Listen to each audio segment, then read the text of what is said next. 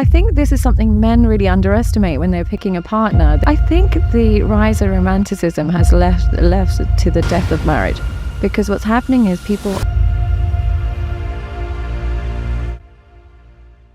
I think this is something men really underestimate when they're picking a partner. They look for whoever they like and they think that they can change a woman, and they think if they treat a woman well, if you court her correctly, she's all yours.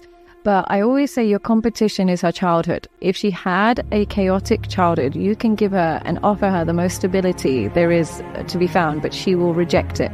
She will seek chaos and she will glorify chemistry. Whereas if you choose somebody who's had a stable upbringing, lots of love, when you give her love, she reciprocates it. But when you give it to somebody who's come from a broken home and a broken background, when you give her love, she then sabotages it. So men are giving love recklessly, women are giving love recklessly, thinking that they can change this person. But this is why arranged marriages, there was that common understanding. Like, I remember my parents saying things like, oh, you know, their family is a bit like dodgy, don't go near them, and this family's good, and this.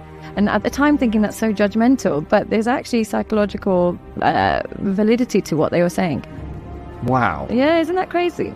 Well, it makes a whole load of sense the way you just explained it. For me, I would have never thought that. Okay, so, but what happens nowadays? You know, people meet others. There's all these different ways of meeting. You know, when I was in my late teens, I'd be looking at a girl like you in a bar for 3 or 4 hours and try and summon the courage up to come and say hello, how are you, and get your number and stuff. And that required a lot of, you know, a lot of bravery, because you had to deal with rejection and stuff like that. Nowadays, obviously, it's different because it's all on apps and stuff like that, which we'll go into. Yeah. But people seem to fall in love with people that aren't necessarily the right people for them very quickly. That whole kind of like honeymoon phase happens, you know. We're in, you know, the 3 months dating, and before they know it, they're telling each other they love each other and they want to live together and stuff. To me, when I look back on all my relationships, it's like, you know nothing about that person for the first 1.5 to 2 years, really. Yeah. And you know, no, it's not so much knowing about them, if you don't know how you're going to truly be around them yourself as well. Because they bring out sides of you. They bring out different sides of you, people are doing, yeah.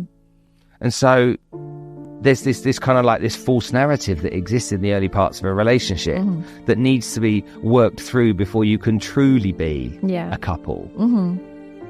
With that said and done, do you think that people are aware of that, or do you think they just still go into relationships, you know, willfully naive and romanticizing everything before? I think the rise of romanticism has left to the death of marriage, because what's happening is people are so attuned to what they want and their desires and not their outcomes in life. Now, if you want to get married and settle down, the person you might want, who's like the hottest girl in the room or the most exciting guy, he might be what you want, and that might meet your current desires, and you might constantly fall in love instantly. But somebody you need for a long-term marriage might be somebody more settled, calm, and stable. So what's happening is, because we're being told that feeling, that chemistry is what you should go by, that gut feeling is so special, you should follow that instinct, we are being led in the wrong direction, because that instinct contains all our desires. That could be like a desire to have drugs, it could be food, whatever. We're supposed to actually forego those feelings for the sake of our long-term goals. And if that person that gives you all those butterflies but isn't good for you, we should be avoiding that. But romanticism has taught you that feeling suggests it's love and it's special and you should work with that person. And really, it's counterproductive to long-term goals. So that's why marriage is falling apart. What do women look for and what do men look for? And has it always been the same, or has that evolved? We look for a reincarnation of our childhood. Okay, what does that mean? So if you were given consistent care, love, unconditional, all that good stuff as a child, which very few people get, but if you do get it, if you're lucky enough to come out of childhood unscathed, then you'll look for stable, caring, consistent monotony. And you'll meet those people who just met somebody in high school, got married, and now they're still together. They just walk their dog on the weekends. Very calm life. And there's other people who grew up with chaos, abuse, neglect, trauma, something like that. And so what they'll look for is somebody who can reincarnate those feelings. And they don't realize it. So they find themselves in one toxic relationship after the other, saying this person was bad, that person was bad, not realizing that they attached to that toxicity because of how they've been programmed to think love is defined by chaos. Okay, well, this is going to challenge you then a bit, or maybe me. So I have 2 daughters, They both come from a broken home like I do, because they're my daughters and I got divorced. One of them, when she was 17, started dating a boy. She's 23 years old now. They're still dating 6.5 years later. Yeah. Very happy, very settled, planning their future together. Amazing. The other one is 3 years younger, so she's 20, nearly 21.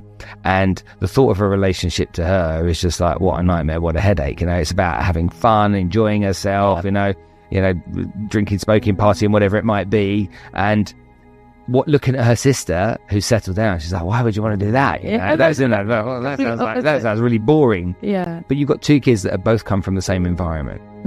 Well, two kids don't always get the same parents, because their birth order has an impact. Their natural sensitivity has an impact.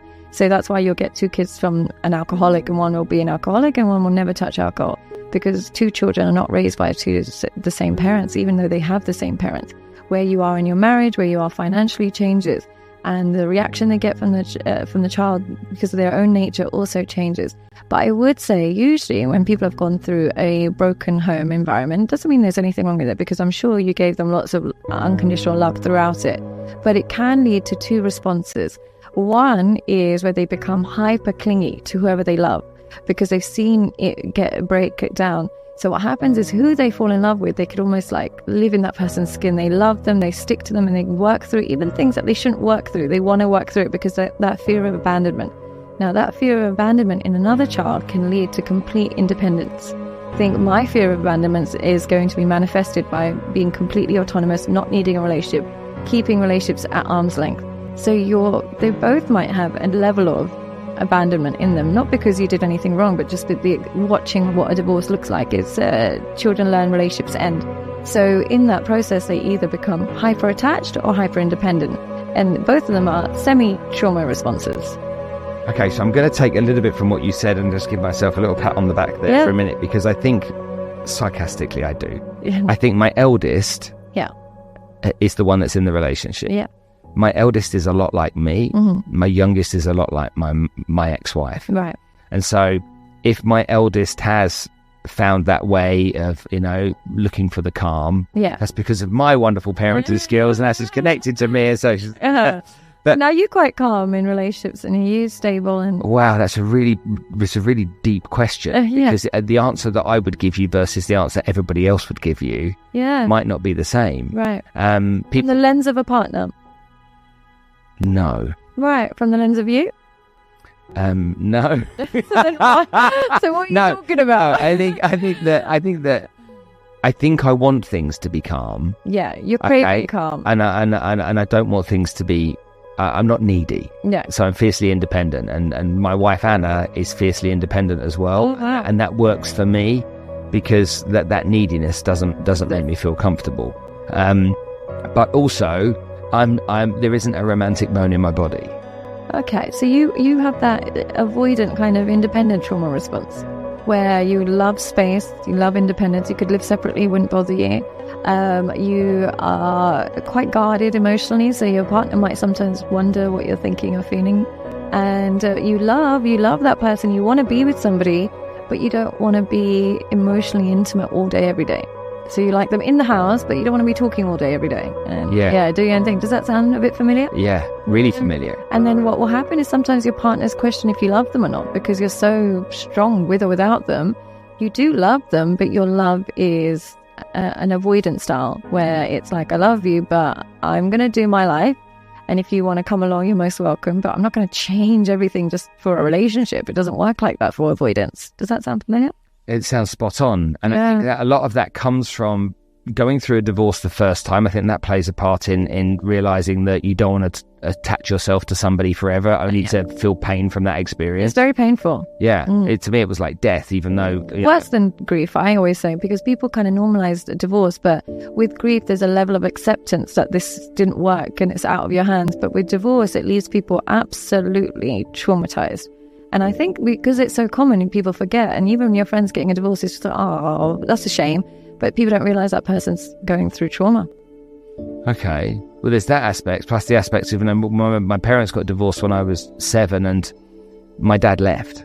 Oh, okay. So was it just a divorce? So my parents got divorced. My dad, as in, left the country, went to live in another country. Right.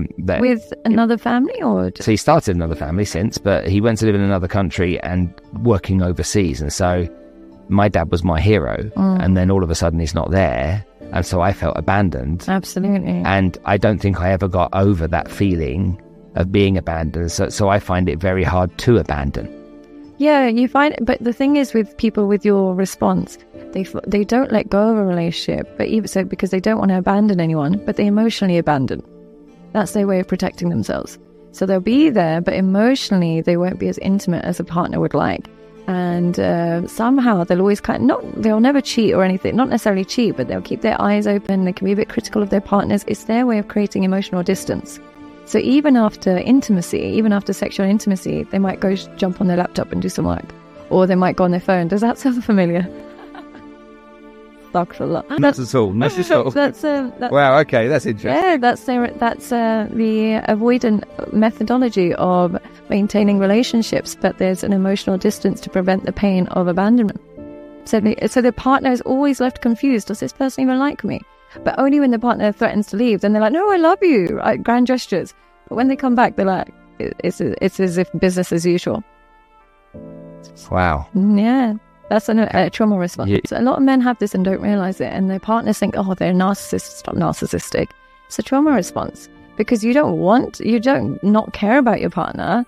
This is how you love, from a distance, because it's painful loving so intimately and then they leave. So you're operating from a place of fear, but it doesn't look like that because you look so strong and independent. But you're operating out of a fear of abandonment. And usually you attract clingy partners because for some reason the clingy people love the avoidant people because the avoidant people reinforce their view that they're not loved correctly and nobody loves them correctly.